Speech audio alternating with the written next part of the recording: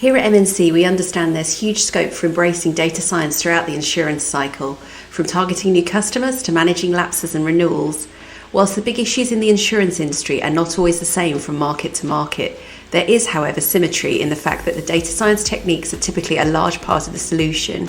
We will explore this in more detail in this short video. This world map highlights some of the top issues facing the life insurance industry in different markets across the world to demonstrate how data science can help solve these issues.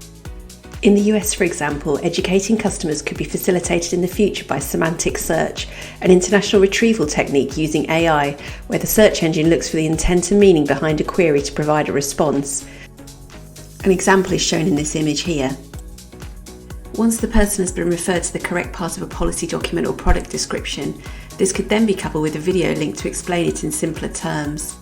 In the UK, the ageing population poses two problems.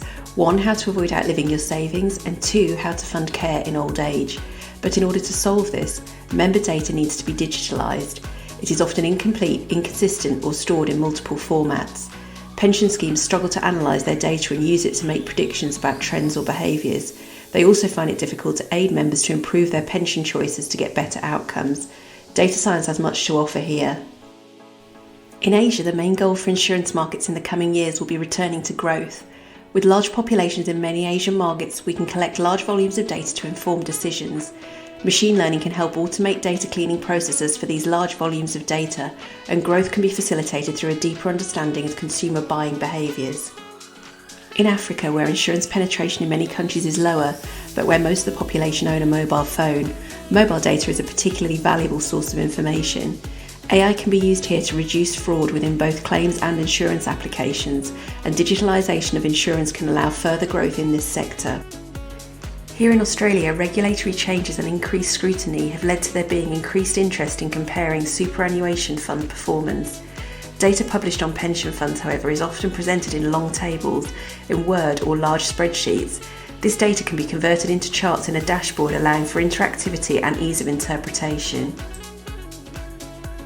There's much to be gained from incorporating data science tools within your organisation to transform decision-making for all stakeholders. The MNC data science team recently developed a series of models within a 5-week timeframe to showcase some of these modelling skills.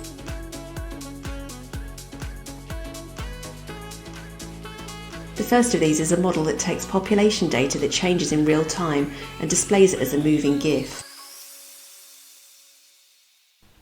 The team also developed a model to graphically highlight the relationship between investment returns in the most recent year and assess whether past performance is an indicator of future performance.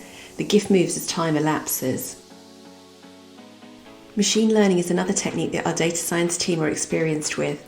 We developed a model last year that used machine learning to replace a manual task within an experience review of an insurance product.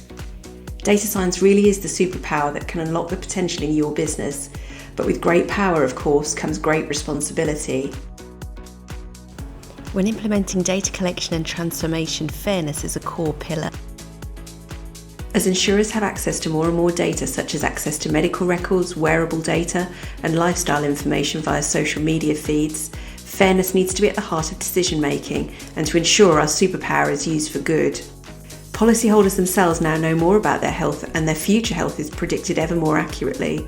Does this put insurers at a disadvantage? Certainly those who enter this sector later than their competitors could be taking on those in poorer health, unless their screening is up to scratch. How do we ensure that the balance of information is equitable? The information imbalance does allow people to anti-select more easily, but additionally it helps them to understand how their actions impact their health and make changes too. Building trust with the consumer that their data is protected, and hence enabling them to share more data, is a must. Whilst rewarding them for taking positive action could help encourage people to share more data as well. What about those people who are pushed to the fringes though? Those who partake in riskier sports, bad eating habits, or have lower levels of physical activity? They should pay more, right? But what about those who can't help exhibiting those traits?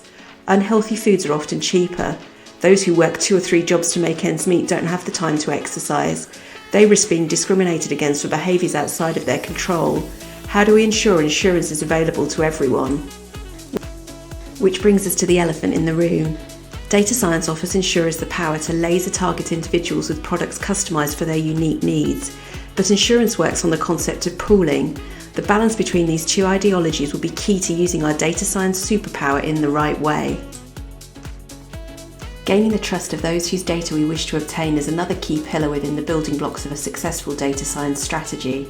This falls under the umbrella of data validity, security, and privacy. Access to large data sources means more data, greater update frequencies, and hence more computational power is required. Companies need to choose the right models for their needs and streamline or remove those that are substandard. Manual processes need automating, inefficiencies and errors need to be eliminated so that the data science processes are productive. Managing data security and privacy typically needs a dedicated team. Our recent article in the Digital Actuaries magazine in Australia explored cyber risk in more detail and can be found on the blog page of our website. This article highlighted the need to consider the total impact of a cyber event or risk velocity. In other words, what starts as an isolated cyber risk quickly spirals into brand and reputation risk, litigation risk, regulatory and compliance risk, etc., and these all have consequences for the business. Employees should be considered as a highly adaptable first line of defence against cyber breaches and provided with clearly defined policies for roles and responsibilities. Trust underpins the entire implementation of data science solutions and ensures policyholders feel their privacy is being maintained, as well as their data security. This is part of the protection to ensure that our superpower is used for good. Data science will continue to bring huge transformation within the insurance industry. Its power is developing at breakneck speed, with recent developments such as ChatGPT, and there is a shift within companies towards hiring the best data scientists and actuaries to deliver data transformation projects. The key to success is harnessing the data science power for good and ensuring that the right framework is in place to enable this to happen.